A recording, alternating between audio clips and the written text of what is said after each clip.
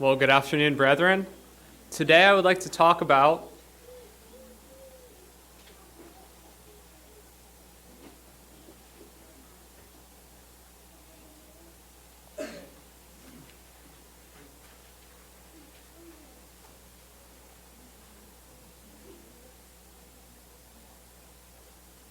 I'm sorry.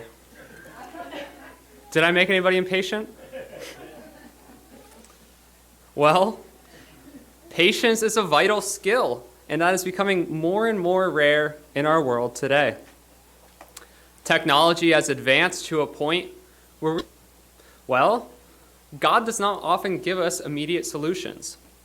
When going through trials, often months and years go by without any solutions to our problems or the difficult situations that we may find ourselves in. This impatience can lead to frustration, anger, resentment towards God. So we see how it is very important to be patient.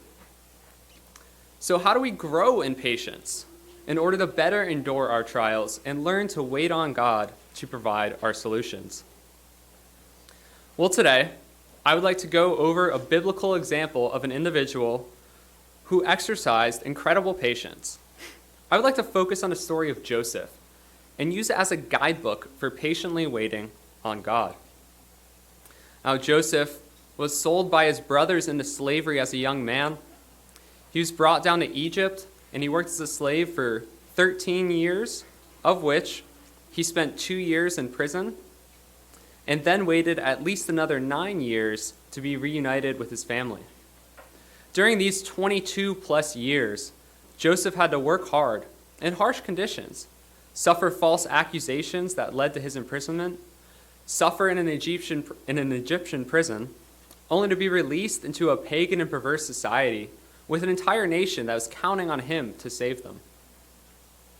Joseph had to exercise a lot of patience to endure these trials. So how did he do it? Well, I have 3 specific points from this story that we can directly apply into our lives to grow our patience like Joseph. Number 1, remember that God will always be with you. Let's turn to Genesis 39, and we will begin in verse 20. Again, that's Genesis 39, verse 20. Then Joseph's master took him and put him into the prison, a place where the king's prisoners were confined, and he was there in the prison. But the Lord was with Joseph and showed him mercy, and he gave him favor in the sight of the keeper of the prison. And the keeper of the prison committed to Joseph's hand all of the prisoners who were in the prisons. Whatever they did there, it was his doing. The keeper of the prison did not look into anything that was under Joseph's authority, because the Lord was with him, and whatever he did, the Lord made it prosper. So from this verse, we find 2 things. One is that God protected Joseph from the normal life of an Egyptian prisoner. He was given authority and likely some form of preferential treatment. The other thing is that we see God preparing for his work during the 7-year famine, which we'll discuss in a moment. Joseph is getting practice as an administrator and is essentially a people manager of likely some of the most difficult people that one can manage. This skill would serve Joseph well later on. When we go through trials and feel like they will never end, we need to make sure to look for God. Look for where he protects us. Look for where he supports us. Look for where he's growing us and how he's preparing us for something in the future. We need to remember that God will always be with us, and he always spares us by never giving us something that we cannot bear. This will help us to grow that patience of Joseph and be the long-suffering servants of God. Point number 2, find ways to help others. So let's continue in Genesis. This time we'll go to chapter 40, and we'll start in verse 7. Chapter 40, verse 7. So he asked Pharaoh's officers who were with him in the custody of his lord's house, saying, "Why do you look so sad today?" And they said to him, "We each have had a dream, and there is no interpreter of it." So Joseph said to them, "Do not interpretations belong to God? Tell them to me, please." Now, I won't read the rest of their exchange, but Joseph went out of his way to show kindness and caring for these two prisoners. He didn't need to ask why they were sad, and when they told him, he could have easily shrugged it off and moved on. But instead, Joseph took the time to listen to their entire dreams. Then he provided an accurate interpretation of them.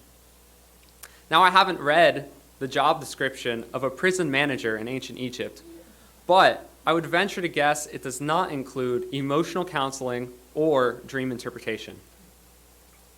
Joseph used his God-given gift for interpreting dreams to help two complete strangers. We need to make sure that when we're going through a long trial and our patience is wearing thin, that other people have needs as well, and they need our help. We're in a unique position, knowing the truth of God in a world so deceived, similar to Joseph in Egypt. We need to take the time, go out of our way to help others, even and especially when we are running out of patience. This will help us to see how God can make good out of anything, and even when our trial won't end, God can still use us to help others. Number 3, remember that God has a plan for you.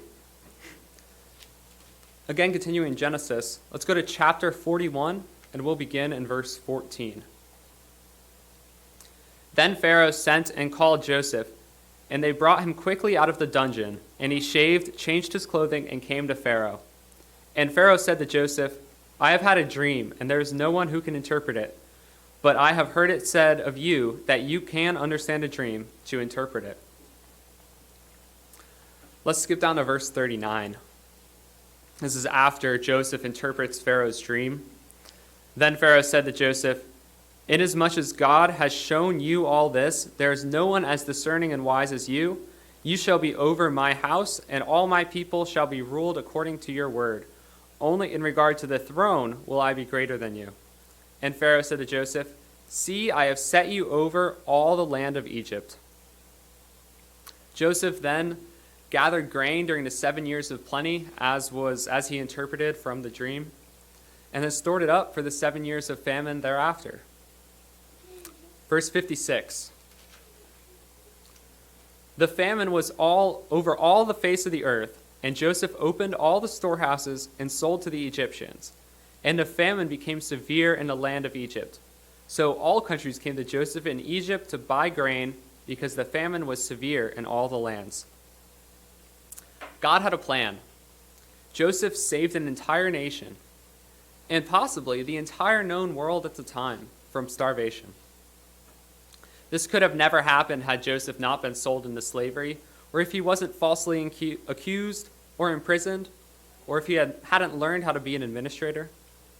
God had a plan, and Joseph had patience and trusted God. We can take encouragement from this story and have faith that whatever trial we are going through, God has a plan that will make it all worth it. So to conclude, I would like to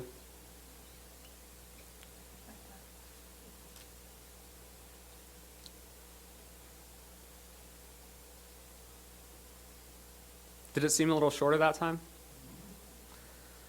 Joseph was sold by his brothers, worked as a slave, spent time in prison. Even after he was released from prison, he was still in the pagan Egyptian society. His trial did not end until his family came down to Egypt. After it was all said and done, he had waited at least 22 years to be reunited with his family. Joseph had to use a lot of patience to get through all of this, and we can learn from his story that we can grow our patience by remembering God, remembering that he will always be with us, by finding ways to help others, and by remembering that God has a plan for us.